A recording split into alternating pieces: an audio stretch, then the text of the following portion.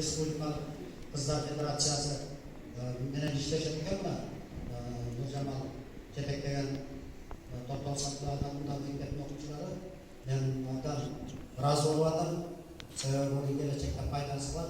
Бул бир гана ушул укукту гана коргобостон билим берүү, тарбия жаатында дагы бир топ жакшы семинарларды, бир топ жакшы кечелерди өткөрөт болуш керек деп ойлоп атам. Себеби Facebooktан анчалык жерди көрүп калам мен.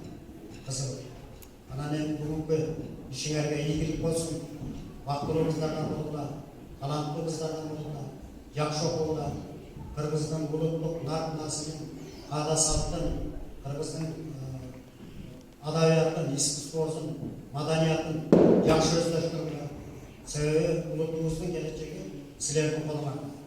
Ошон үчүн биз улуттун келечегине эч качан кайдыгер карабашыбыз керек.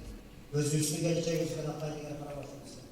Ошон үчүн жакшы тарбиялап, келечекте бактылуу жаштардан болушуна